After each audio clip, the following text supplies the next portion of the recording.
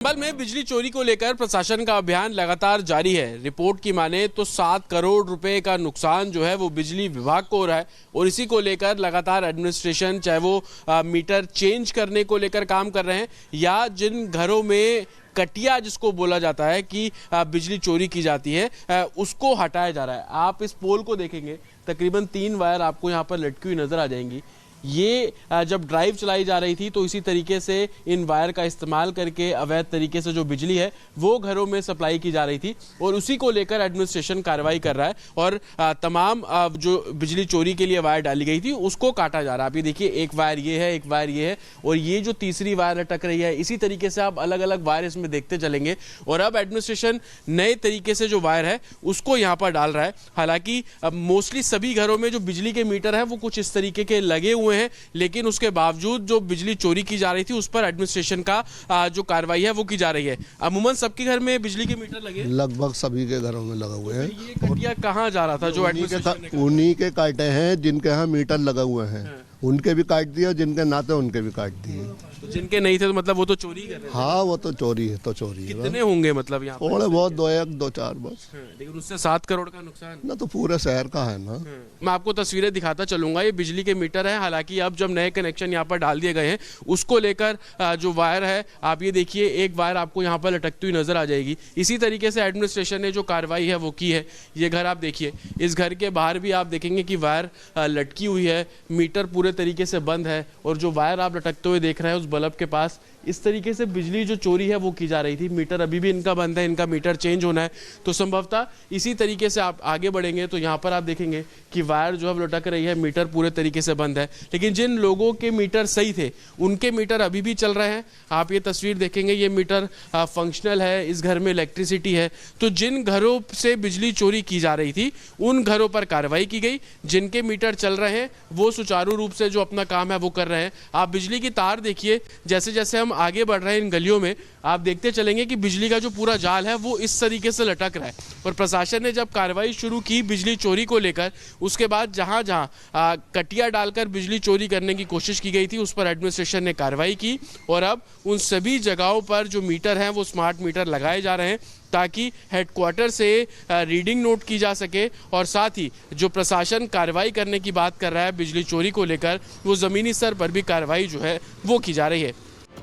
और संभल में लगातार बिजली चोरी के खिलाफ अभियान चलाया जा रहा है। हर घर पर तो कार्रवाई की ही जा रही है। वहीं जानकारी ये मिल रही है कि समाजवादी पार्टी के सांसद जिया रहमान बर्क के घर का भी बिजली के बिल का जो मीटर है वो बदला गया है, क्योंकि जानकारी ये मिलती कि लंबे समय से उनके घर का बिल ही नहीं आया है। यही वजह है कि मीटर को बदला गया है। तस्वीरें सामने आई हैं कि सांसद के घर पर भी मीटर बदला गया है।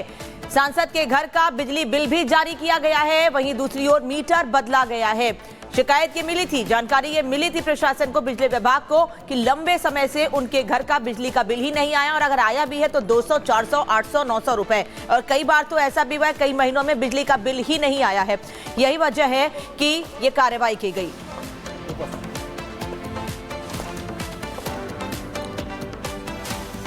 और खबर आ रही है कि सपा सांसद जिया रहमान बर्क के ऊपर अब जब शिकंजा कसता जा रहा है तो उन्होंने अब आगे का रुख किया है और इस पूरे मामले में इलाहाबाद हाईकोर्ट पहुंच चुके हैं सपा के सांसद बर्क और परेशानियां बढ़ती जा रही हैं। तो मामला सीधे संभल से जुड़ा हुआ है और बर्क के ऊपर जो एफआईआर है उसको लेकर के उनकी चिंताएं बढ़ गई हैं। इलाहाबाद हाईकोर्ट पहुंचे हैं, गिरफ्तारी रोकने के लिए हाईकोर्ट का रुख किया है सपा सांसद ने। तो जतिन इस समय संभल से लगातार अपडेट आप तक पहुंचा रहे हैं। जतिन, फिलहाल ताजा अपडेट क्या, सपा के सांसद जो कोर्ट पहुंचे हुए हैं, कई सारी खामियां खुद देखिए उनके अंदर ही पाई गई, जो उन्होंने कार्यशैली उनकी रही है संभल के अंदर। जतिन आज बिल्कुल देखिए, इलाहाबाद हाईकोर्ट जिसे प्रयागराज हाईकोर्ट के नाम से भी जाना जा रहा है, वहां पर याचिका सांसद की तरफ से लगाई गई है, जिया रहमान की तरफ से लगाई गई है। उसमें गिरफ्तारी से खुद को बचाने के लिए बोला गया है। संभवतः शुक्रवार को सुनवाई होने की आशंका है, क्योंकि शुक्रवार के बाद से जो सर्दियों की छुट्टियां हैं वो कोर्ट की शुरू हो जाएगी। तो उम्मीद यही है कि शुक्रवार से पहले जो सांसद ने याचिका हाईकोर्ट में लगाई है उस पर कोर्ट सुनवाई कर ले। आपको बता दें कि 24 नवंबर को जब हिंसा हुई थी जामा मस्जिद सर्वे के दौरान, उस समय जो एफआईआर दर्ज की गई थी उसमें जो सपा के सांसद हैं और संभल से जो विधायक है सपा के ही, उन दोनों के खिलाफ जो एफआईआर है वो दर्ज की गई थी।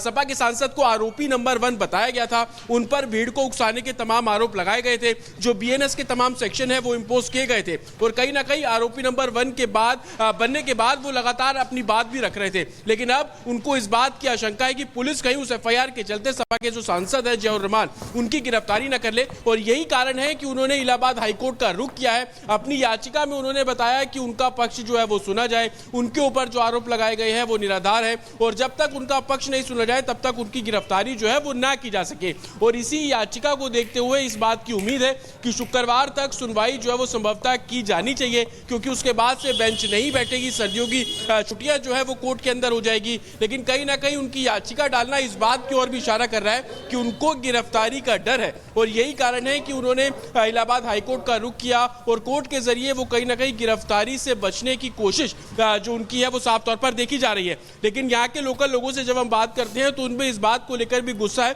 कि वो सेशन तो चल रहा है लेकिन वो अपने संभल क्यों नहीं आ रहे हैं। हालांकि पुलिस द्वारा उनको कई बार आने की उन्होंने कोशिश की, लेकिन डेलीगेशन के साथ आने की कोशिश की, इसलिए रोका गया। लेकिन अब जब ठीक है जतिन, बने रहिए हमारे साथ, वापस लौटेंगे, आगे भी आपसे अपडेट लेते रहेंगे। लेकिन एक और आपको खबर बता देते हैं, क्योंकि सनातन के निशान लगातार संभल में ढूंढे जा रहे हैं। लगातार ताज़ा तस्वीर आपको हम दिखा रहे हैं कि कैसे मंदिर की खोज की जा रही है, उसके बाद कुएं की जानकारी मिली और पता ये तक चला कि उस मंदिर में, उस कुएं में, मंदिर में तो मूर्तियां हैं ही, कुएं में भी कई खंडित मूर्तियां मिली हैं। और अभी ये 5 तस्वीरें इस वक्त आप देख रहे हैं। मंदिर में शिवलिंग है, मंदिर के पास कुआं है, प्राचीन मंदिर में नंदी बाबा विराजमान है, बजरंगबली की मूर्ति है और खुदाई में मूर्तियां भी मिली हैं। कई खंडित मूर्तियां खुदाई में मिली हैं।